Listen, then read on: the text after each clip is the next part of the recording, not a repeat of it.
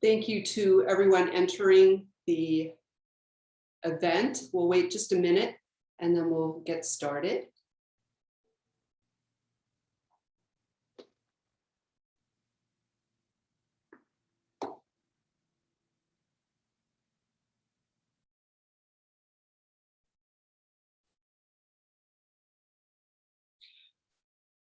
All right, should we get going? Okay, we'll go ahead and get started now. And I want to say good morning, afternoon, or evening to everybody.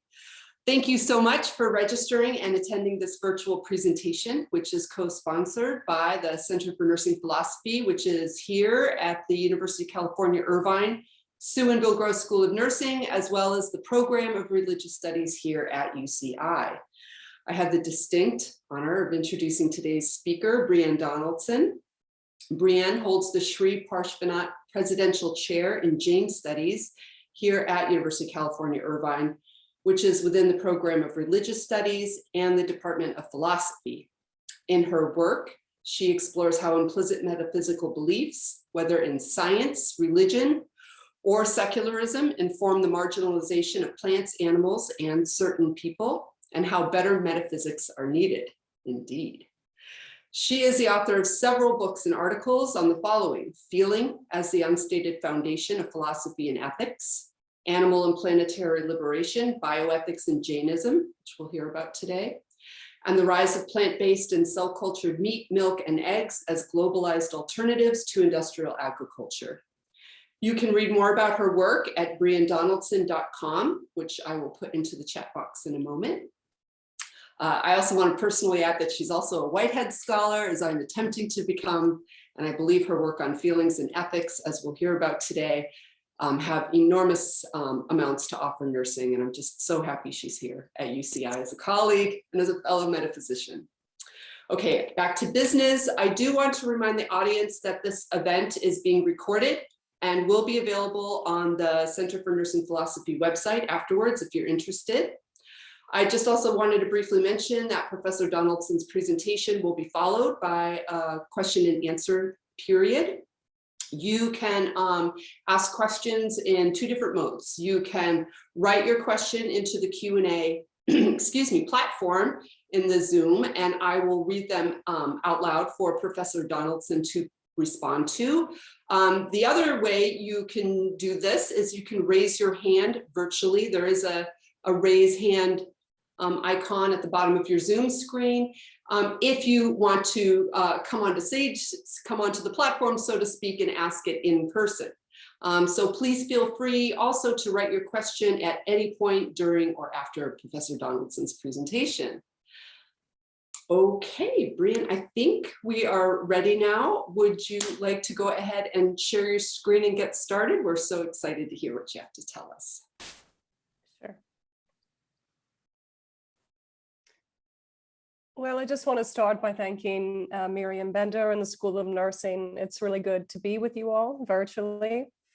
I actually put myself through school as a muscle therapist, focusing on chronic and acute pain. So in another iteration of life, I spent a considerable amount of time working in rehabilitation and hospice, seeing the art of nursing in practice. So this is a welcome reawakening of memory for me. The term bioethics has a rich conceptual history that is wider than today's medical orientation. For a considerable period, it was thought that the term bioethics was coined by the American biochemist and oncologist Van Rensselaer Potter in his 1970s article, Bioethics, the Science of Survival, which is considered a founding field in the text in the field, rather. Therein, Potter described bioethics as a new form of interdisciplinary ethics that would integrate human values with biology, aimed at the survival of the world ecosystem. But in his later publications, Potter expressed disappointment about modern bioethicists' overemphasis on medical concerns, short-term needs, individualism, and he reiterated the need for what he called a global bioethics to address and correlate medical, environmental, religious, and social issues in a longer-term approach. But the term actually predates Potter. German theologian Fritz Jahr first proposed the term bioethic as an interdisciplinary principle and field that was needed to explore relationships between the planetary community of all living beings. Jahr expanded Immanuel Kant's categorical imperative, proposing what he called a bioethical imperative, to respect every living being on principle as an end in itself and to treat it, if possible, as such. And it's significant that Jahr had some familiarity with South Asian traditions and ethics. In his introduction of the term bioethics, he references a tradition that seems to be Jainism, calling it yoga. And I'll just read you a passage here. The yoga repentant under no circumstance is allowed to live at the cost of co-creatures. Above all, he shall under no circumstance kill any animal and only under certain settings enjoy vegetable foods. He has to wear a veil over his mouth in order not to inhale even a small living being. For the same reason, he has to filter drinking water and shall not take a bath. And we'll understand a little bit more about the context of these practices and why this is likely referring to Jainism in a few moments. So Jahr's seeming mention is just another reason that the absence of Jainism from contemporary discourses on bioethics and religions is notable. Beyond possibly informing Jahr's original vision of the term, Jainism provides a historical emphasis on ethical action, an exhaustive account of life forms, and a rich history of medicine that continues up to the present. In my talk, I'm going to propose 3 possible reasons for the lack of Jain engagement with medical bioethics, followed by an analysis of carefulness, a Jain canonical concept that contributed to the gradual development of Jain medicine, and which I think could contribute to an applied bioethical framework in medicine and social ecology more widely, for both Jains and non-Jains. So I consider this a speculative analysis that emerged from portions of my forthcoming book, co-authored with Anna Bijel of UC Riverside, titled Insistent Life, Foundations for Bioethics and Jainism, which will be published in August of this year, as the first systematic work on this topic.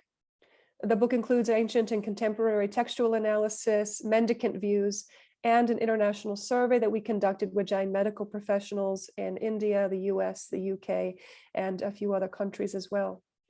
I'll engage this survey briefly at the end in relation to Jain attitudes toward abortion and in vitro fertilization, but I also invite you to consider applications in your own fields as well.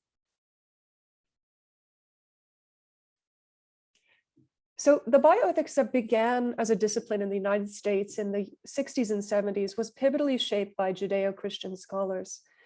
Protestants such as Paul Ramsey, Catholic theologian Richard McCormick, and Jewish theologian Emanuel Jacobowitz are but a few of the visible figures who applied their respective traditions' insights to bioethical dilemmas.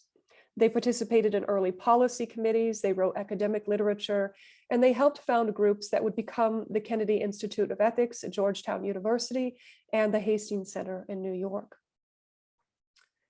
Non-Western traditions began to engage the field of bioethics in the 1990s. The Dalai Lama was a key figure in bringing Buddhist philosophy of mind into public conversations with Western scientists beginning in 1989. But still, there's only a few books that engage South Asian views of contemporary bioethics, such as Damien Kuhn's Buddhism and Bioethics or Peter Harvey's Buddhist Ethics. Cromwell Crawford's Hindu Bioethics and Swasti Bhattacharya's text on Hinduism and reproduction are some notable titles here. There are no books specifically exploring Jain philosophy in relation to Western medical bioethics, which leaves a gap in both bioethics and religion and Jain studies. Substantive writings do exist on Jain ethics generally or Jain ecology, but bioethics is treated minimally in only a few academic articles, chapters, and online reflections by Jain practitioners. The absence, though, of a comparative text on Jainism and medical bioethics is notable for a few reasons. First, Jainism emerged from a community that was centered on ethical practice. Jains consider their tradition to be eternal.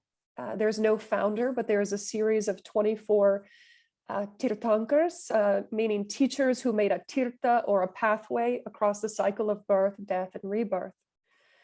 The last two of these teachers are historical persons who oversaw a fourfold community of monks and nuns, and I'll call those mendicants throughout our time today.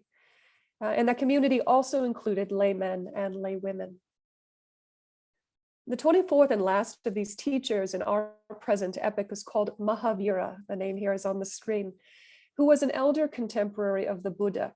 And both emerged approximately 5th century BCE from non-Vedic communities in the Ganges plain of India, who believed that rigorous striving and ethical restraints, rather than Vedic ritual or sacrifice, provided a means to liberating view, knowledge, and action.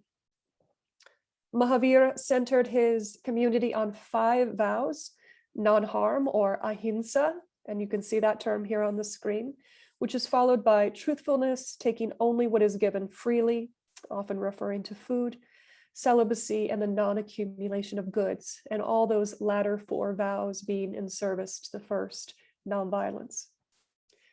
Mendicants take these 5 vows fully as great vows, while lay Jains fulfill them partially as small vows in the context of their work, family, and home life. The community eventually divided into 2 dominant sects due to a few key differences, one of which is the proper clothing for a mendicant, from which the sect names emerge.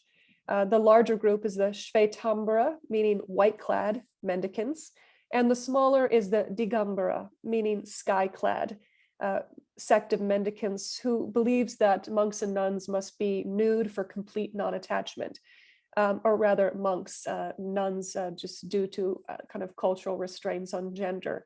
Digambara nuns do wear clothing, but mendicant male nun monks are nude in the Digambara sect.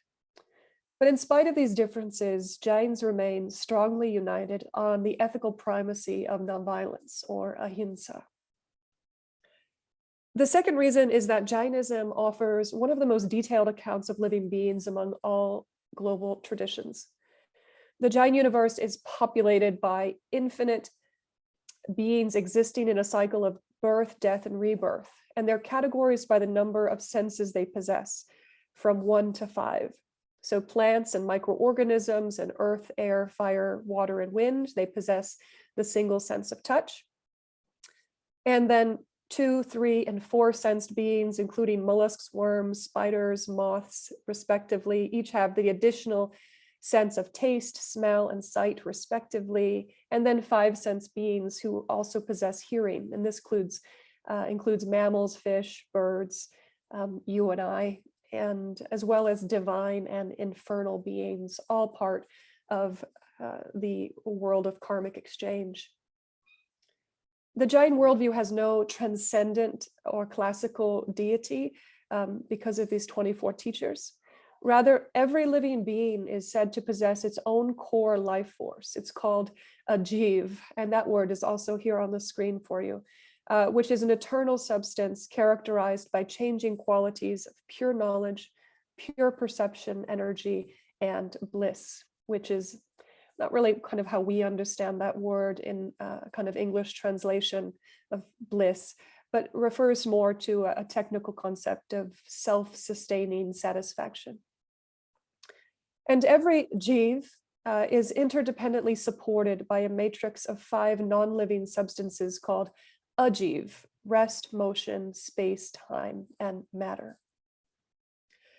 In the Jain biosphere, every embodied being is subject to 4 instincts of food, competition, reproduction, and the need to accumulate future resources, which isn't altogether different from some accounts of natural selection. And these instincts cause unavoidable harm to other beings and to minute organisms.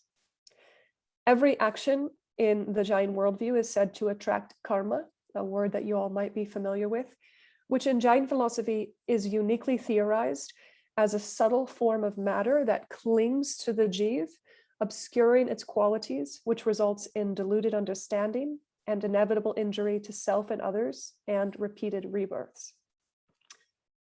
So ahimsa, or nonviolence, is this core principle to stop the inflow of karma and to clean it away, right? To not bring it in, and then also to kind of wipe it off. An image is also often given of a kind of that karma is kind of like dust or dirt that sticks to a wet light bulb, obscuring its qualities. And so nonviolence and restraints are meant to stop taking in that dust and then to clear it away. The Sanskrit root hins, from which ahimsa derives, means to hit, to kill, or to destroy. And so the negation, ahimsa, is the absence of such harm. The serious commitment to restrain desires is exemplified in the 5 vows that I named and the visible iconic practices of Jain mendicants, an image of which is here, who forego possessions, they walk barefoot, cover their mouth when speaking, eat only once daily vegetarian food prepared by others. They avoid all means of transit. They sweep the ground clear before sitting, sleeping, or walking, offering an unparalleled concern for life from which to engage critical questions in bioethics. And it's those practices that it seems that Fritz Jahr was referencing. Third, it's surprising that there's no engagement between Jain philosophy and bioethics, because Jainism has a tradition of medicine from late antiquity to the present day, which I'll revisit shortly. So given these intersections, what explains the lack of Jain engagement with contemporary bioethics? I'm going to propose 3 possibilities, and we could chat more about these in the Q&A for those that have interest. The first is methodological. Jainism, like all South Asian philosophical traditions, bears the colonial designation of being the mystic East. Richard King has described the impact of Orientalist portrayals of India that marginalized its philosophical traditions, which now are said to begin with the Greeks. Western philosophy is often constructed as the pursuit of rational knowledge, public verifiable processes aimed at universal principles over and against the mystical or the transcendent belief of the East, whose knowledge is private, esoteric, always bound to specific geography and culture, not universal. Now, this intellectual history has certainly been challenged, but the religion and philosophy split is very much entrenched in Western knowledge regimes, such that Indian traditions are often relegated to religion departments or interfaith dialogues, where centuries of Vedic and non-Vedic debates over fundamental questions in philosophy and reality are avoided entirely to fit them into comparative religion models more suited to monotheist worldviews. The second reason is epistemological. As a significant minority community, Jains have a long history of adapting to their surroundings, or what scholar Ulrich Farnstrom calls opposition and absorption.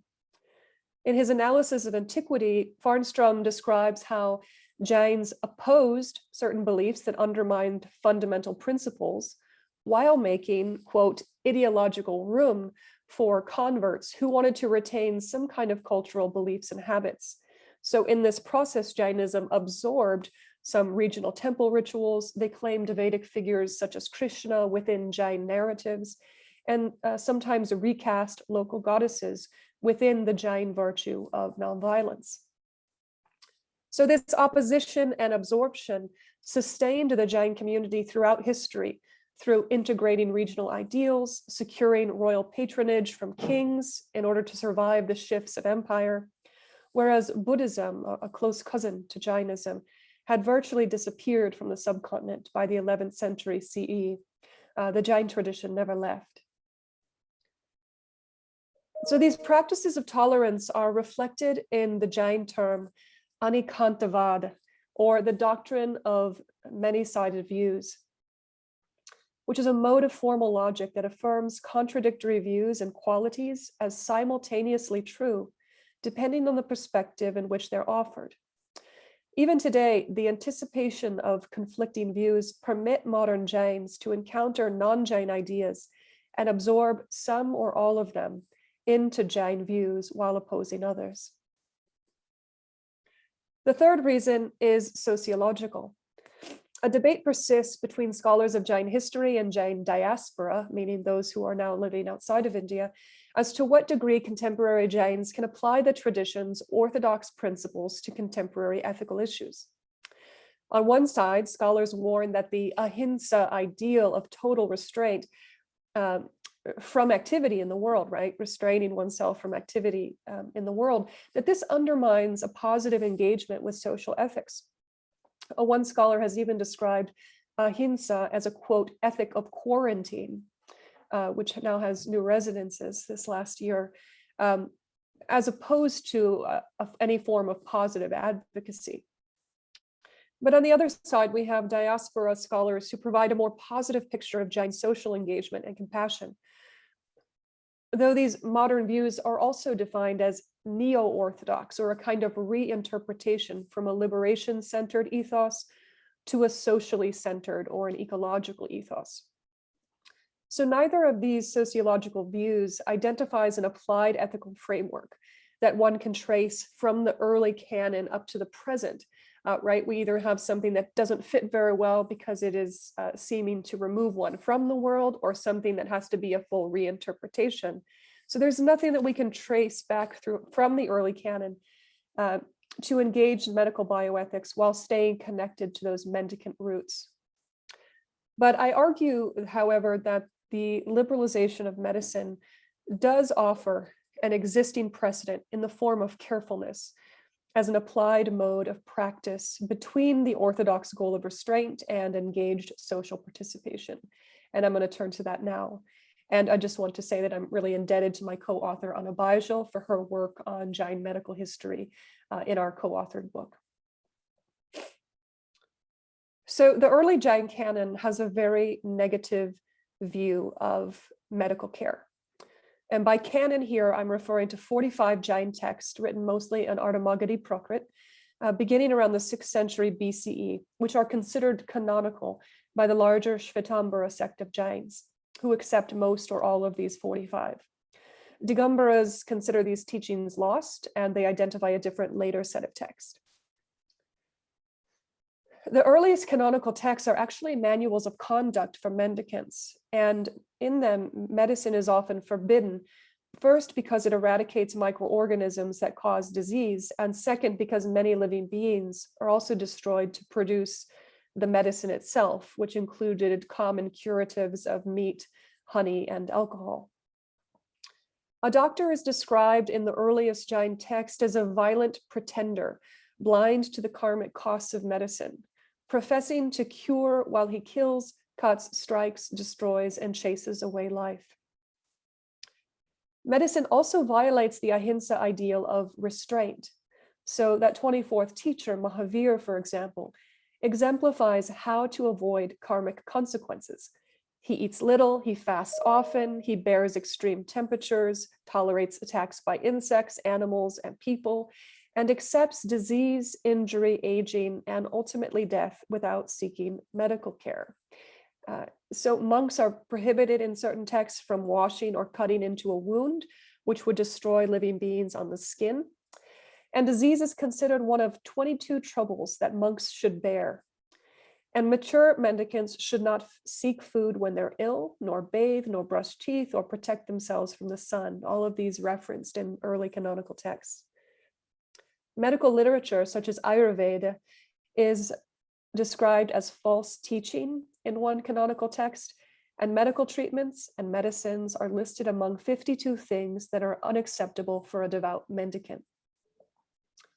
So those few scholars who look at mendicant medicine emphasize its prohibition in the early canon due to this strict interpretation of ahimsa, which is an interpretation that's shared by most Jain studies scholars, who instead locate the liberalization of medicine in the post-canonical text, right, later on. And I'll return to that in a moment.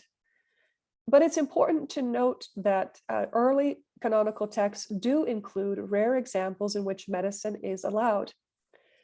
Consider one text from the Uttaradhyana Sutra, which is said to contain portions of Mahavir's last teaching. The sutra describes a, quote, true monk as one who forgoes medical care, bears disease, and should not long for medical treatment, but search for the welfare of his soul, or jiv. So that sounds very much in keeping with this prohibition. But the text also implicitly recognizes that not all monks might be capable of this level of restraint, acknowledging in a different verse that monks can't practice the vow if they're sick, that mendicants should share their food with fellow monks who are ill, and they're permitted to seek food to treat their own illness if needed. And another canonical text instructs monks to, quote, carefully attend to a sick brother, while another commends mendicants to, quote, neither be pleased with nor prohibit, end quote, therapeutic activities that another person might offer to them, which includes treating sore feet and joints, removing splinters, washing wounds, cutting an abscess, removing lice, or bathing. So ahimsa, nonviolence, is the inarguable ideal of restraint to avoid karmic consequences. But monks who can't yet reach the ideal or who need medical care to continue on in their path of restraint still have a path of inclusion in the early canon, so long as they remain aimed at ahimsa through practices of carefulness, which scholars have largely overlooked, right? It's the aimed at through carefulness that we want to look at. So carefulness, Sanskrit here is apramata or apamate, we can see in the Prakrit. It's a frequent under-theorized term throughout canonical texts that provides a path for mendicants who fall short of the ahimsa ideal. Carefulness is juxtaposed with its opposite, carelessness, pramata, the common failing of monks who have lost sight of ahimsa. Pramata is composed of a verbal prefix, pra, plus the root mud, meaning careless, heedless, negligent, inattentive, and forgetful. As Mahavir states, those who are careless, pamate here, are outside religion. If careful apamate, one will always conquer. At the same time, those who are afflicted and careless will be instructed. These are all coming from the same early manual of mendicant behavior. And one assumes then, if they'll be instructed, that they won't be cast out. So text repeatedly describe distinct practices of carefulness by which one strives toward the ahimsa ideal. And from these repeated practices, I've deduced what I'm calling 4 tools of carefulness. And here we're kind of entering into that dangerous speculative realm. First is carefulness requires right view of karmic entanglement with infinite living beings, visible and invisible, who, as the Acharanga Sutra, that early text states, are, quote, fond of life, hate pain, and long to live, end quote. There is no empty space in the Jain universe. There's no population that is naturally killable without cost to oneself and to others. One who is careless forgets to consider such lives or their desire to live, but one who is careful anticipates both. Tool 2 is that carefulness is enacted in 3 means of mind, speech, and body. They're called the guptis. Canonical texts repeatedly exhort mendicants to identify their mental aversions and the desires that drive behavior, including one-sided speech and physical actions that are oblivious to effects on other living jivas. Neglecting the 3 guptis of mind, speech, and body results in the rise of passions called kashais, and this include anger, ego, deceit, and greed, which further distance oneself from the ahimsa ideal. Tool 3 is that carefulness is employed through 3 methods in the early text: directly doing, causing others to do, or approving of others doing.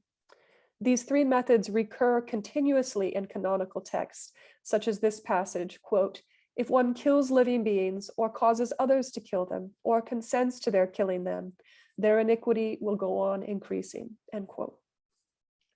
And then tool 4, carefulness requires continuous efforts to increase awareness and reduce harm.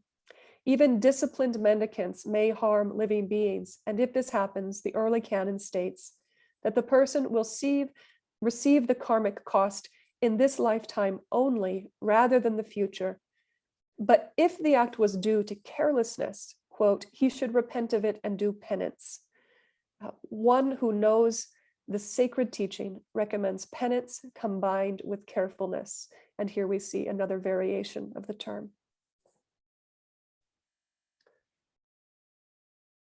I'll return to this series of 4 on different slides, so we'll see them again. By the post-canonical period, carelessness is formalized as synonymous with violence. It's an interesting shift in the text. The philosopher monk Umasvati states in the Tattvartha Sutra, 2nd to 5th century CE post-canonical text, which is considered authoritative by all Jain texts. Umasvati says in this text that taking life away out of careless action is violence. His Digambara contemporary Kundakunda asserts in the Pravachanasara that careless action is the cause of ahimsa to the mendicant. Right? This one is careless, one is not just hurting others, one is hurting one's own jiv through the karmic accrual. Now, this formal link between violence and carelessness enables a liberalization in Jain medicine that scholars do take note of, wherein medicine, if it is done carefully, is no longer equated with violence. Maria Jasjavi Stewart attributes the liberalization of Jain mendicants needing to compete with rival groups for members. And so you need to kind of keep the community well. Also the need to keep the lay community satisfied by producing monks and nuns that are healthy enough to perform austerities. Phyllis Granoff attributes the liberalization to a shifting view of disease from the natural effects of karma that must be lived out to certain diseases being now amenable to treatment. In addition to these various reasons, I suggest that the acceptance of medicine evolves from an accommodation that's already present in the early canon through carefulness. So here the concept is that this isn't just a new post-canonical idea, that there actually was, we can see this already, these accommodations existing in the early mendicant canon already through carefulness. So consequently, though, through this liberalization, by the time we're getting into these post-canonical texts, we see very clear shifts. A 6th century CE commentary, for example, describes 8 kinds of doctors, of whom now 2 are Jain mendicants. Also, monks and nuns are allowed in a particular text to seek a lay Jain physician for free care. And also to ordain a person with a 3rd sex gender, which is a unique aspect of Jain gender theory, who would be previously prohibited from taking the vows. They could now ordain that person if they were a doctor. So Jains also began to write their own Ayurvedic medical texts, although only 2 of those seem to be surviving.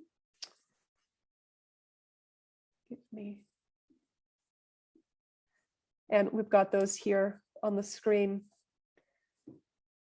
The 9th century Kalyanakaraka, of which I translated small portions for the bioethics books, describes physicians as now great healers. I mean, so we've really made a shift from the early canon. In these manuals, the 2 here that are on the screen, they're in conversation with other classical Ayurvedic treatises, but they often add their own Jain twist by removing honey, alcohol, and meat from the accepted list of medicines, a change which actually percolates into the wider Ayurvedic tradition. Those particular medicines, honey, meat, and alcohol, are considered to be extremely violent because either they're being procured from living beings, they are constituted by living beings, or they are a living being themselves. Hemachandra, who is 11th century Shvetambara scholar, claimed that the touch and bodily fluids of a Jain monk could function as medicine, and that carefully cutting into flesh to treat an ailment was acceptable, though other modes of cutting, such as mutilating prisoners, enemies, trees, animals, or minute organisms, was still a violation, especially if done for profit. Shvetambara texts from the 14th century onwards list medicine as one of 7 acceptable occupations for lay Jains. Now, we have to see that formal practices of carefulness, they apply differently to mendicants and to lay Jains. It's when we talk about Jainism, we always have to recognize that we're dealing with both a mendicant path and a lay Jain path. Mendicants undertake 11 more rules of carefulness to make their vows concrete in their context. So 5 of these rules are rules of carefulness. They're called samitis. And and these samitis ensure attention in walking, speaking, drinking, and eating, even moving objects, picking them up, setting them down, as well as excreting outdoors, where other jivas may be affected. And they also take 6 additional practices to sharpen perception through meditation, repentance, and fasting. Lay Jains also have additional rules beyond the vows. And these are rules to increase carefulness and to avoid social and occupational excesses, to feed mendicants with the lowest karmic cost, and other disciplines of study, meditation, or optional fasting from food, from purchasing, or speaking for a set period of time. Mendicants are said to avoid harm even toward invisible, one-sense life forms. We had talked about those plants or the beings in earth, air, fire, water, and wind, which explains those austerities that I mentioned earlier, right? Of the mouth shield, walking barefoot, sweeping the ground. Lay Jains are obligated to forego violence toward visible insects, birds, and mammals with 2 or more senses. These beings are visible with some attention. So a 10th century text by the Digambara philosopher Nemichandra describes 14 stages of karmic progression in light of carefulness. And for brevity, I'm just going to touch on a couple points here to say that these 14 stages, the gunasthans, mendicants can take the great vows. You can kind of see the span here. At the 6th stage, mendicants can take the great vows, but they're said to adhere to them carelessly. It's actually called the careless stage, right? Pramatta vrata. And in the 7th stage, mendicants observe the vows carefully, apramatta vrata. So we're even seeing this term kind of, again, technically brought into another sort of systematic way of understanding the Jain path. And when one takes the vows carefully, this enables them to continue on toward the ultimate goal of shedding all karma and possibly reaching eventual liberation or moksha in the 14th stage, though this is understood possibly to take many hundreds of thousands of lifetimes. This isn't just like a quick ladder, it's a kind of uneven progress over multiple rebirths. Now, these views of carefulness might lead one to assume that if the intention is to heal or to make a living, then any act is permissible. But carefulness is distinct from intention, which is again another technical term. It's a common Buddhist notion that early Jain philosophers rejected as heretical. In an 8th century Shvetambara commentary, Haribhadra considers the following Buddhist argument. If someone mistakenly kills a baby, thinking that it's a gourd, like a pumpkin, Buddhists claim that one is not responsible for the death since the person did not mentally intend to kill. Now, the Jain monk Haribhadra rejects this claim, since the very ignorance and carelessness of that confusion constitutes an intent to do violence and implies guilt.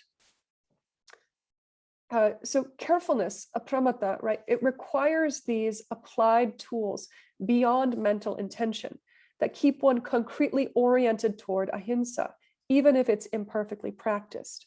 And we can just see them again here, the right view of living beings through multiple viewpoints, an analysis of motivations and desires in thought, speech, and action. 3rd is the attention to direct and indirect harms. And 4 is the attempt to minimize harm within one's given context. If harms occur within this disciplined sphere of carefulness, it accrues much less or no negative karma in Jain texts, especially, the latter ones. So I want to now move on to reproductive bioethics and a Jain ethics of carefulness as kind of a test case. So today, Jains are firmly entrenched in modern medicine. Though Jains make up less than 1% of the Indian population, my co-author and I identified over 200 Jain-sponsored hospitals and clinics in India, 25 Jain medical colleges, and the Jain Medical Doctors Association has a partial directory of 20,000 Jain physicians. Jain medical professionals are also a visible part of the global diaspora. In the US, many Jains came, this is also true of Canada as well. In the US, Jains came through the 1965 Immigration and Nationality Act, which favored those with advanced training in science, engineering, and medicine. So US Jains, estimated 100,000, live in the United States, have high representation in medical fields. So our online survey of Jain medical professionals in 2017, it included 130 multiple choice and open-ended questions. We had responses from 35 to 48 individuals interacting with each question. And just to give you a quick snapshot of the stats, I've put some of the major demographics here highlighting the largest share in each of those categories. And you can also see the gender split. The survey reveals a community of medical professionals who are bound both to Jain values and to secular medical principles, many of whom live in diaspora communities without access to mendicant guidance. Because as we know, at least for fully ordained mendicants, they will never travel by plane. There is a kind of intermediate category that has developed to serve diaspora communities, and maybe we can talk about that in the Q&A if there's interest. So just to kind of set a foundation here, in keeping with the Jain concept of rebirth, a significant minority of respondents to the survey felt that life did not begin or end. You can see that there was 22% there, while others privileged positions of philosophical bioethics that place the beginning of life at conception or implantation. No participants selected quickening when we have fetal movement or viability when the fetus can survive outside the womb with support. There's also a degree of ambivalence here, 17%, if we can add up together the not considered before and the I don't know, which suggests that the question of beginning might not be an all-important aspect of ethical action in Jainism. Contemporary bioethics also endeavors to discern the point of legal or moral personhood for fetal life. And a simple chart of these contemporary positions might look something like this. So we've got kind of a conservative, so-called conservative perspective on one side, that the fetus has full moral status, often at conception. And then the other side, which is that the fetus has no moral status, especially when contrasted to the mother, and then some intermediate positions as well. But unlike this polarity of views, the Jain view of anikantvad, or non-one-sided views, describes the embryo as having contradictory features simultaneously. When a student asks Mahavir, if an embryo in the womb, is it with or is it without sense organs? Mahavir answers in a very, this is called the Syadvad formulation. To some extent, it is with sense organs, referring to the subjective perspective of the jiv and the embryo's single sense of touch. So on one perspective, it has sense organs. And to some extent, the flip side, it's without them because it's lacking the objective organs of eyes, ears, hands that would be associated with senses. So the embryo has these features simultaneously, and it's yet changing continuously, like all entities are, though the jiv is always present, always with its four qualities, and regardless of what legal standing might be ascribed to it, or even if it is visible. In this final section with you all, we're going to look at Jain views on abortion and in vitro fertilization that we examined in the book with an eye to these four tools of carefulness. So again, considering many life forms from multiple viewpoints, motivations and aversions of thoughts, speech, and action, direct and indirect harms, and minimizing overall harm. So in 2013, the Bhattarak Charakirti, Bhattarak is a title for a small class of celibate Digambara clerics in South India. He offered a rare interview on bioethical issues, which included abortion. He states the orthodox view that abortion forces a jiv to be reborn when the goal is to break out of the cycle of rebirth. He asks, if we know we kill jivs with each breath, how can one kill a fetus? Right? We'll consider that the orthodox position. He states that thinking about killing brings negative karma, but acting toward abortion and actually doing it, or having someone else do it, will invite the worst karmic cost, even if the aim is to save the mother. Now, what's important to note here is that the Bhattarak is not condemning abortion, nor does he describe any social or institutional consequences for anyone involved. because every action in a karmic system has a cost. And so this also applies to any kind of medical decision. If a woman seeks an abortion, she and those involved will bind damaging karma, as all beings do, for the harms that they cause. The cleric maintains the ahimsa ideal of restraint, even as he recognizes that lay Jains and some mendicants will lack the capacity to pursue that ideal fully or in every moment. Now, the majority of Jain medical professionals in our survey felt that abortion was a form of violence. But over a third also, they either disagreed, they were unsure, or they selected other, providing their own responses, which I'm going to skip for the time being.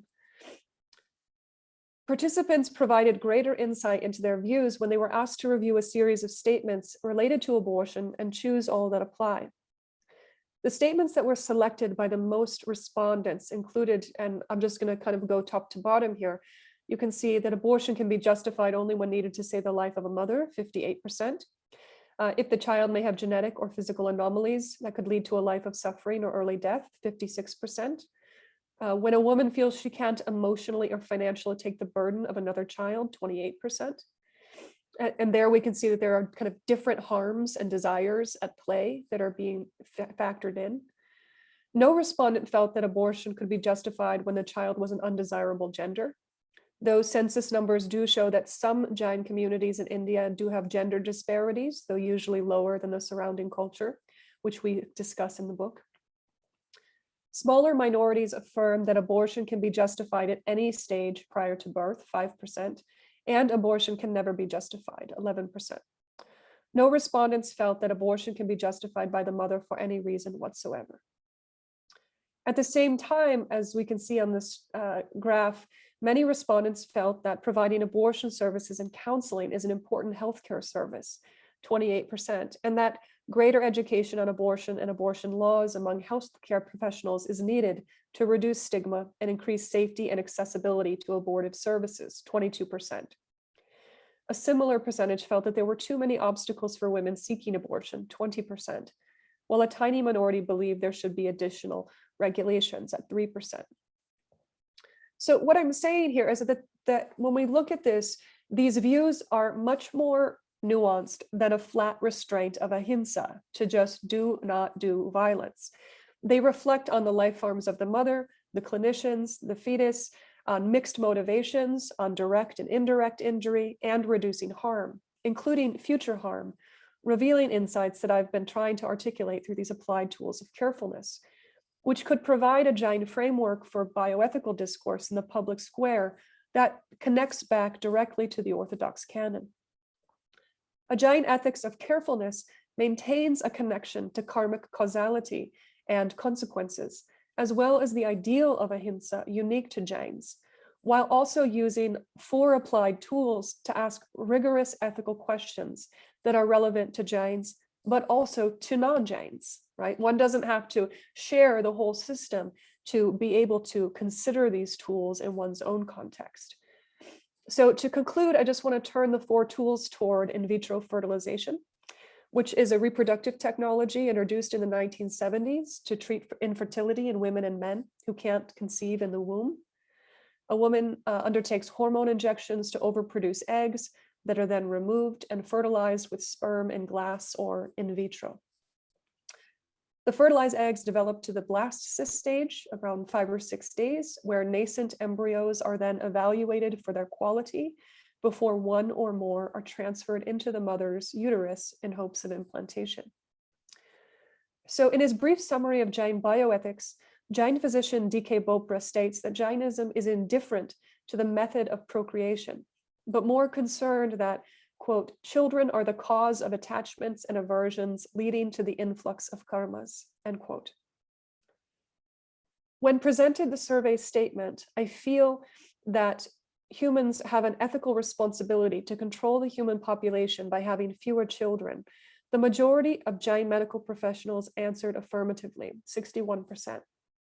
Likewise, the Jain Declaration on Nature, which was a document that Jains presented to Prince Philip at Buckingham Palace in 1990, states that lay Jains, quote, must not procreate indiscriminately lest they overburden the universe or its resources, end quote. And there we can see, I think, a consideration of life forms beyond the family. Of course, here we're only talking about lay Jains, as celibacy is part and parcel of mendicant life. Still, we do find instances in Jain literature when lay people benefit from reproductive creativity. An early Shvetambara text describes the embryo of Mahavir actually transferred to the womb of another mother. Jain medical texts also detail the ideal time for sex and foods to enhance virility. Yet nearly all these birth stories, including those of the Tirthankars, the 24 teachers, they result in a child who forgoes marriage and parenthood to pursue the path of liberation. Many contemporary lay Jain women also feel that childbearing is crucial to their identity. In Whitney Keltian's analysis of Jain wifehood in Maharashtra, she found that many women feared infertility. Children offer emotional support, social status, and economic security in their later years. And in communities where women join their husband's household, a woman's first child, especially if it's a son, quote, marks their full participation in their husband's lineage, end quote. At the same time, on the converse, Manisha Sethi's research on Jain nuns revealed that many female mendicants valued their freedom from maternal roles as, quote, superior to and more fulfilling than anything that householder women were capable of achieving in marriage and family, end quote. Now, feminist ethicist Susan Sherwin, I think, highlights a similar tension in philosophical bioethics between family and freedom, when she challenges the claim that IVF expands women's reproductive independence. Sherwin points to social arrangements and values that drive women to take on the burdens and risks of IVF, and these include women's lack of access to meaningful jobs, a dearth of close friendships with men and women that necessitate an intimacy with one's own child, and persistent views that childbearing is a woman's greatest purpose. Likewise, I think a Jain ethics of carefulness that explores desires and motivations might examine social structures and expectations that shape ideals of motherhood and marriage alongside conflicting goals of personal development, partnership, and family. The majority of Jain medical professionals in our survey supported most assisted reproductive technologies, such as IVF, and you can just follow this right down the chart, egg donation, sperm donation, and surrogate mothers. A significant minority believed that none of the above treatments was acceptable, while others felt that adoption was preferable. Now, Bopra illuminates other collateral costs within IVF that are not always visible on the surface, and that might factor into what I'm calling an ethics of carefulness. This includes the kind of behind the scenes issues, the exploitation of low-income egg donors or surrogate mothers who risk their bodies for financial stability, as well as sperm donors who might produce children they never know. These are all issues that Bopra is raising. Moreover, the US Centers for Disease Control show that only 25% of all IVF cycles in 2016 resulted in live births. So we have a lot of failed pregnancies, and beyond these failed pregnancies, there are excess embryos that are produced during IVF, which pose persistent questions on whether to destroy them or freeze them or use them from embryonic stem cell research. Multifetal pregnancies are also more common with IVF, and selective fetal reduction surgeries to remove excess or diseased fetuses remain a little discussed cost of IVF treatment. One Jain author also points out that IVF, even among Jains, appears to create life, but behind the scenes, one has access to pre-implantation selection, which disguises the destruction of embryos so that they're not aborted, but they're just, quote, selectively transferred based on viability, gender, or disease. So I think a Jain ethics of carefulness, if we're just applying this in a kind of thought experiment, can bring these kinds of unseen costs to the fore in bioethical debates for this or other issues among Jains and non-Jains, along with the fact that physical and emotional desires, maternal norms, social pressures, and new biotechnologies lead to myriad relations of responsibility from which we are not easily freed. So in closing, Although Jainism has been largely absent from bioethical discourse, its rich account of life, nonviolence, the contextual ethical response has much to offer the discussion within and beyond the Jain community. Apramata, or carefulness, provides a theoretical framework rooted in the mendicant path of restraint that makes ideological room for the liberalization of medicine.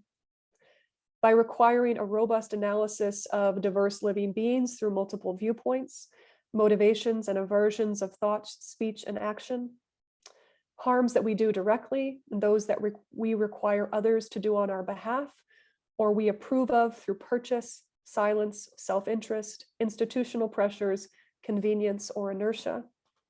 And finally, the continuous attempt to dial back harm in our given context.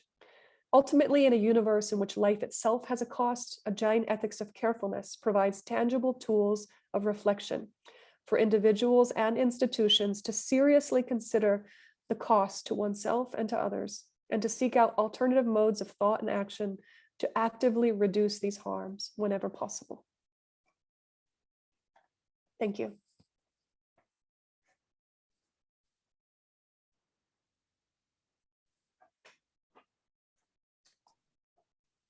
Thank you, Professor Donaldson. I'm wondering, would you mind stop sharing your screen? Mm-hmm. Fantastic. So, thank you so much for that presentation. You've given us really a lot to think about and discuss. And as I look at the attendees, it's really lovely to see a wide variety of attendees from the fields of nursing, philosophy, sociology, the humanities, amongst others, which I think promises a broad scope for questions and comments. We do invite you now to ask your questions, and I just wanted to remind everybody that there are two different modes you can do this. You can write your question in the Q&A. Please don't write it in the chat. Please, if you could, write it in the Q&A box. And I will then read them out for Professor Donaldson to respond to. The other option is for you to raise your hand virtually if you want to come into the panel, so to speak, and ask it in person. And I will be attempting to man all this, and we'll go to 11:25, and then we'll have to end our event. So, Brianne, I already have a number of questions, so I'll just start with the ones in the Q&A. So Gina has asked, some modern Jains consider Ayurveda part of the Jain tradition. Is this only true as a cultural inheritance and not strictly from Jain teachings?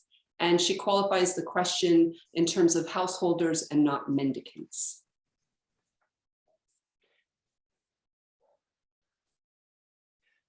Well, I think, thank you, Gina. I think it's Dr. Shah. It's good to have you here. I think what we see through the two mendicant texts of the Tendalavialya and the Kalyanakaraka is that Jains actually do. There is a precedent within the Jain tradition, at least in the medieval period, of producing their own Ayurvedic texts.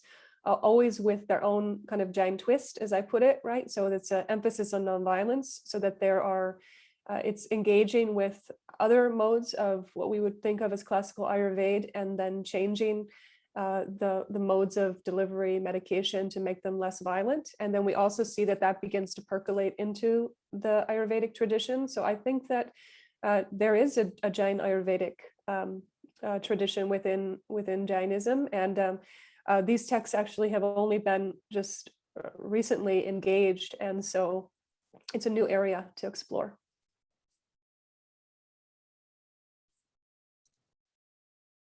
Great, thank you. I'm going to look for any hands up, and I don't see any. There's one hands up, and so I'm going to I'm going to bring them into the panel. Okay. And I'm going to ask you to please introduce yourself and then ask your question. Here they come.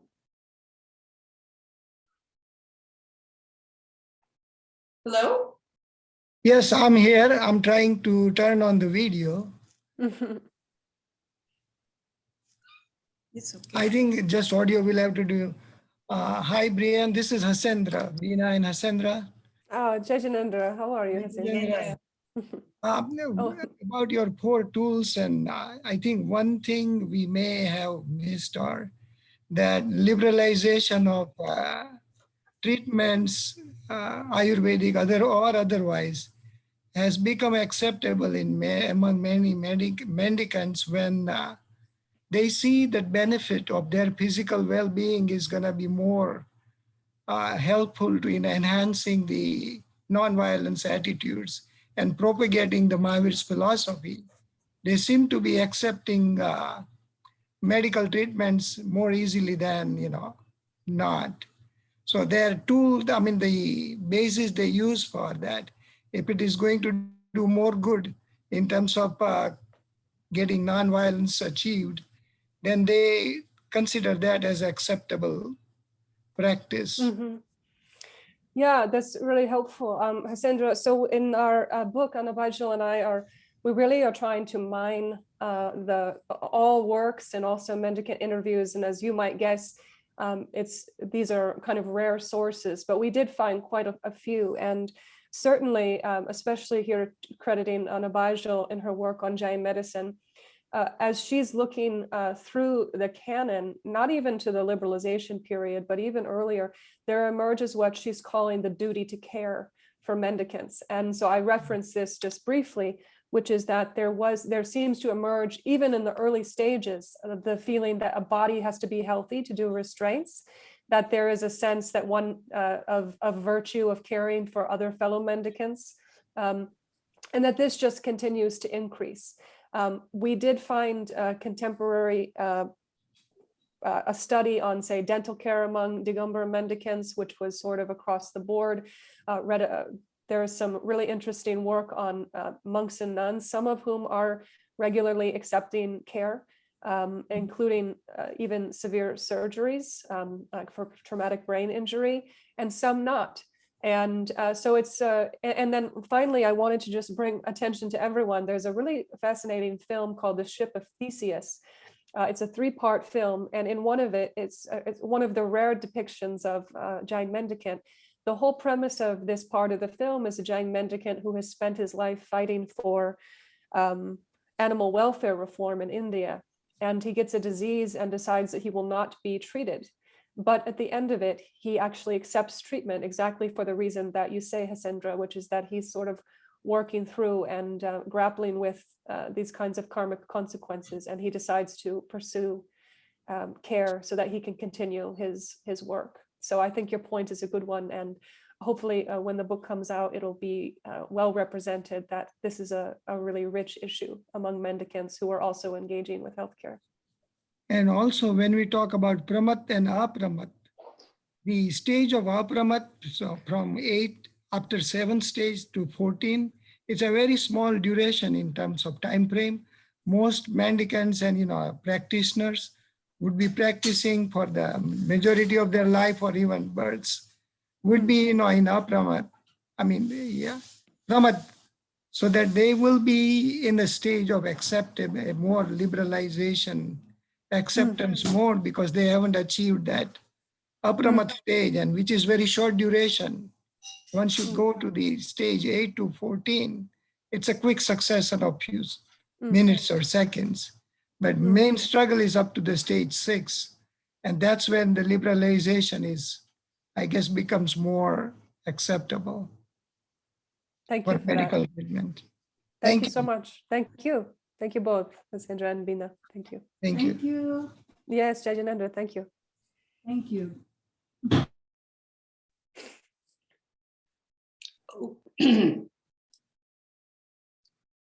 So I have another question in the Q&A box from Radha. Thank you so much, Brianne, for your fabulous talk. Learned a lot. A few interrelated questions, if I may. In Jain thought, given the doctrine of Anekantavada. Thank you. What should be the human point of entry into the field of care? Can there be conflicts among the many and between the many and the one?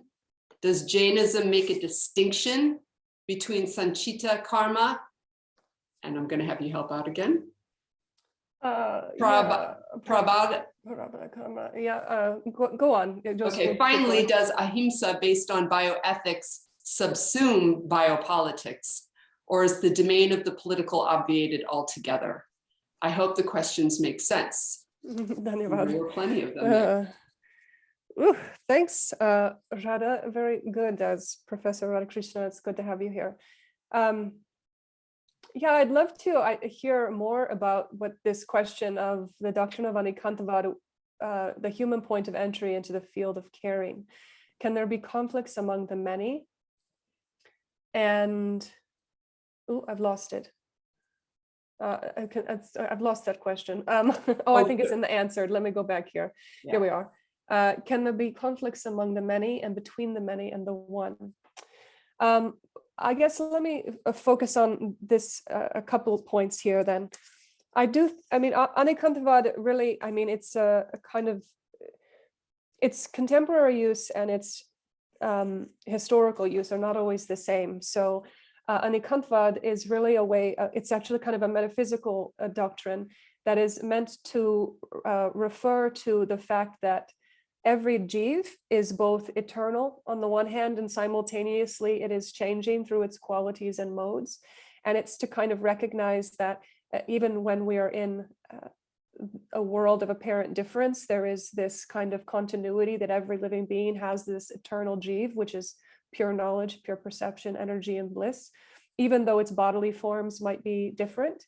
And this also became a mode of debate between Jains and other debating rival schools, that what really constitutes the best view of reality, the best epistemology, is one that can take the most perspectives into account, right? So it wasn't just a way of expressing. Now today, sometimes it becomes what is some scholars call like intellectual nonviolence, but I think it still retains some helpful elements about trying to consider the perspective from which any claim is made, which is slightly different than saying taking in all viewpoints, right? That you consider all viewpoints as equally valid.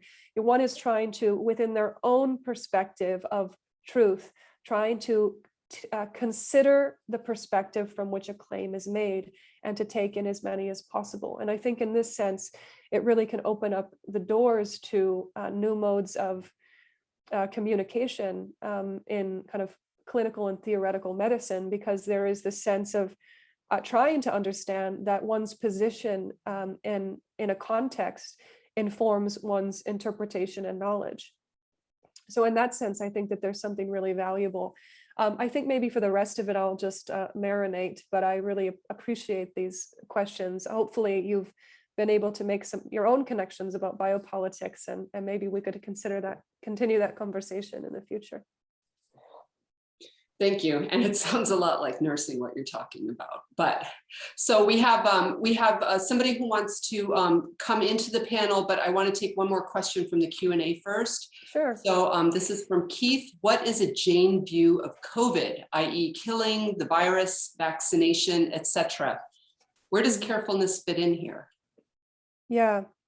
This is a really new area. I have just been working on this the last year or so, and well, hopefully the piece will be published before long, but I really wanted to ask the same question. It's not a part of our book, which was already underway with the press at that point. But, I really just tried to understand sort of, let's take a step back, and I was invited actually to a podcast by Young Jains of America, where they wanted to ask the same question. So together we kind of thought through the text, that what we're dealing with viruses is single-sensed beings in the Jain worldview. So the single-sense beings that have the sense of touch, have this, and which are pervasive in the universe. Now, these beings are considered to have less sensory engagement, but at the same time, they're also jivs. And so one can see that treating them will require their destruction, and it will require medicine that also relies often on single sense jivs, and perhaps was also tested on 5 sense beings. And so there are a number of ethical problems. Nevertheless, in my work the last year, I tried to look at how Jains were responding to COVID-19 more so than kind of how we'd understand the kind of the ontological claim. And what becomes very interesting is that because of their medical expertise, the Jain community was really able to deploy a lot of information quickly, not just for their community, but for many, to start to deal with the medical issues here, kind of giving primacy to human health and to those outside the Jain community who might lack access to care and information by producing videos and information for people, not just related to Jainism, but related to medical access, related to economic support, food access, things like this. And secondly, I think another really interesting element of that study was that there was a kind of philosophical analysis that, let me just get myself a pause here for a moment, that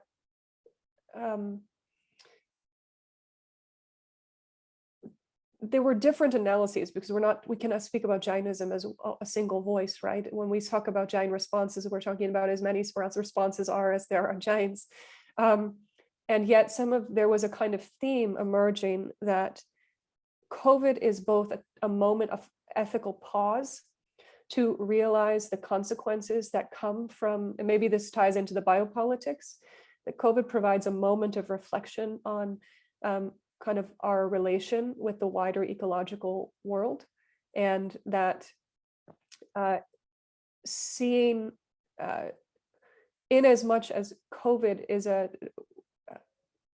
human health crisis, it also is likely emerging out of human ecological relations that have gone astray, and that this could be a moment to try to take stock in a kind of meditative posture of both reflection and action to change the way forward. And there were many such responses that engage this question of responsibility. Now that it's happened, what does one do? And that becomes kind of the more karmically salient question than to kind of analyze exactly the why and how of it. So I think I'll leave it at there, but I do think ontologically, there are still some valuable elements in terms of understanding it as a single sense being, and destroying single sense beings is never karmic free. But if it is, there are various ways in the texts and in modernity that Jains try to grapple with the value of helping five sense beings to perpetuate the restraints, which is a value which comes at a cost. It's one thing about the Jain perspective is it's quite realist. To live and move in this world is to live with a cost. The question then becomes like, how does one dial down one's karmic cost doing the things of survival in life? Thank you. Sulik Jain, you did have your hand up. Your hand is not up anymore. So I don't know whether you changed your mind, or I'll see if you raise your hand again really quickly. And you have. So let me go ahead and allow you in to ask your question.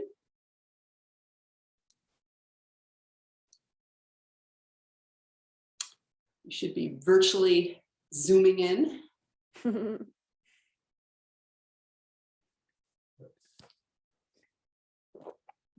Hello? Can you hear me? Yes. Great. Brianne, excellent talk. And next time you give or teach a course, I'd like to join your class. Beautiful talk and learned a lot. My question was following up the previous question. In today's environment of COVID, if I'm a physician, the resources are very, very limited, as you probably are. PPE, especially the case in point is right now in India, where the people don't have the beds, or they don't have the oxygen cylinders, every kind of thing. I, as a physician, how should I follow the bioethics or medical ethics? And number one, Number two, should I become the determinant, the God who lives and who does not live? Okay, how should I? This is a dilemma which, if I were a physician, I'll be facing. Who should I allow to remain in this world alive, or who should I let him go die? Can you talk about that? Really a question. Well, I guess I just want to pause for a moment to think about the weight of that question.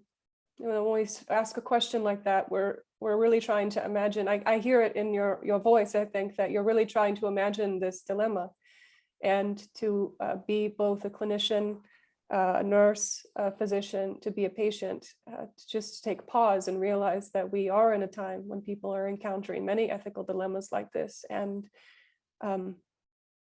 it is, I think, the ethical impossibility of being human. And it's behind your question is a lot of sorrow and grief, and I want to recognize that that is part of our world, more so this last year. I would say a couple of things here without being able to say much, really. I think what's interesting about the Jain perspective is that there is this kind of mendicant layperson split, and there's a reason in which mendicants don't participate in this kind of involvement in the world, because it comes with a heavy karmic price. And so even as it gives us an invitation, I think, to just realize that there are different perspectives on the present moment, and that once we enter into the fray, whether it be medicine or any kind of material exchange of lay life, we are going to be in dilemmas. Our life is a dilemma. Living is a dilemma, and medicine is just one more example of it. But every day is we engage in costs, and I think that's something really important that the Jain perspective helps to bring into our awareness. And it's a practice of awareness that one can realize that even if you're not on the front lines of healthcare, you are making wages of life and death every day. And therefore the question becomes, how can we minimize our karmic footprint, right? Kind of like carbon footprint. How do we minimize our karmic footprint? And in order to do that, we have to first recognize that, these four tools kind of help open up the kind of political calculations of whose life and loss counts, right? So there's a real important element here, I think, in the calculation of the jiv that really explodes the living universe that we live in as being all karmically autonomous beings on their path. So that presents us dilemma in the situation that you're speaking about, which is when there is questions of healthcare allocation. And I think there is no a clean choice here. What I can do in my position as a kind of Jain Studies scholar is reflect on a couple points. One is that the jiv is of value in every life. And so issues of, say, there is going to be an important mandate to try to attend to all patients with that in view. Secondly, the Jain perspective has a very systematic approach of understanding death and dying. And as you know, of course, Dr. Jain, that there could be times in life when one is coming to a certain physical point in existence that they might try to remove or reduce their use of resources on other living beings by dialing back food intake, dialing back fluids and water, and to start to embark on an autonomous path toward one's death, which is a critical transition to the next rebirth in the Jain perspective. this is not necessarily from the physician's perspective of what does one do to another, but to recognize that patients themselves have different perspectives about what they, how they want to approach their own death and dying, and to foreground that as absolutely central when in any kind of situation of volatility where the end of life is possible, that being clear and honest with patients and trying to get their information and their views on what death and dying means to them and what's important to them, I think is really essential, because not all of this choice is, not every element of the choice is in the physician's hand, right? Though none of this is absolving me of this situation, or any of us of the situation you're talking about. In the case, as we move forward, I think all that I could say here is that an ethics of carefulness invites us to look for kind of behind the scenes factors that could come into play when one is making a choice about where to utilize rare goods. At the same time, I think there's an important resistance about this kind of myth of scarcity.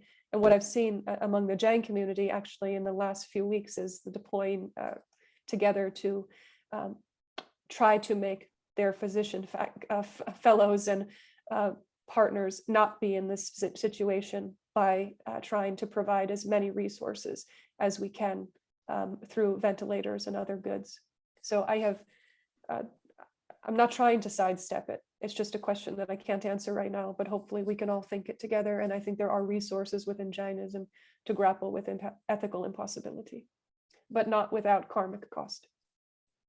Thank you. Thank you. Thank you. So let me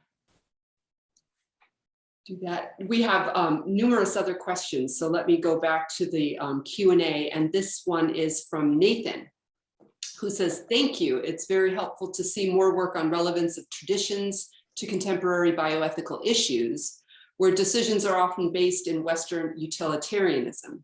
True. There seems to be room for broader coalition building with feminist care ethics, as well as Heideggerian influence care as a fundamental structure of being human. I want to ask, it seems that in canonical texts that apramata is a derivative term with a prefix, where pramata or pamate is the primary term, as if we are fundamentally careless. Is carelessness our original lot in life? That's funny. Miriam, do you want to ask a second question? Because I know that we're just short on time. So if we take a couple, I can probably answer them together. Sure, and I'll put them so that people can see them. Another question is, isn't there an argument that carefulness, not in the way the Jains view it, already exists in medicine? If accepted, does it not permit a neglect or disregarding of the argument of Jainism and the one you are making? Was there one more that you want to give me too? Sure, here's another one. This is from Olga. Thank you, Brianne, for a great talk. I admit this topic is mostly new to me. I'm a nurse academic from Canada. When you sent out the surveys, did you get a response rate you hoped? And have you tried to increase the number of participants? And among the survey respondents, were there any significant demographic patterns that you found interesting? And this question being more personal, do you consider yourself a Jain practitioner, and what Jain practices are possible or not possible in your everyday life? Why don't we keep it with those? Yeah, great. So I think I can answer all these quite briefly. And Nathan, yeah, I think absolutely is our in the Jain view, much like Buddhism, there is a sense that to live into the material world will always have a cost, and therefore it is going to be a life of exchange and a life of suffering. And so that is the kind of first diagnosis. And that isn't necessarily the starting point for all cultures. And so it's important to kind of try to, swim in those waters a little bit and to see what can be produced conceptually if that's the starting point. Yes, to live is to have harm. And it is easier to be careless than it is to be careful. And the Jain restraint is a path of recognizing that it becomes even easier to be careless if we don't recognize that life is everywhere. and that we're not just tarrying in empty space.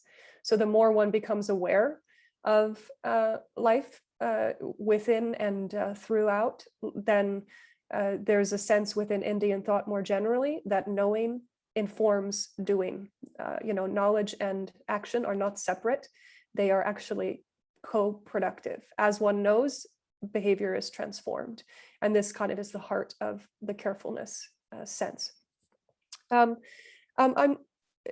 Yes, I guess there is a sense to the second question of a kind of Hippocratic do no harm, right? But I think what that has remained to be, in spite of the roots of bioethics, as we read through Van Rensselaer-Potter and Fritz Jahr, the original sense of bioethics was much more than just kind of a kind of human clinical medical view. We're talking about medicine that is somehow holistic on a kind of planetary scale, right? What would it mean for that to happen? So I do think that the premise of carefulness, at least of the tools that I've begun to explore, I think they're still valuable because they kind of give a checklist, right? It becomes a way to say, are there any voices not at the table that we can consider? Are there any motivations personally, institutionally, socially that might be driving particular habits or courses of action that we need to look at? Or is there any way that we can try to attain the same outcome with less harm? If one doesn't ask these questions, one will not do them. And I think in that sense, carefulness is actually extremely important in trying to dial back harms, especially when we're dealing with large institutions. And finally, it's would have been wonderful to have an even larger sample, but my co-author and I were quite happy with the sample set that we had. It was a very long survey, and we needed as many people to finish the entire thing.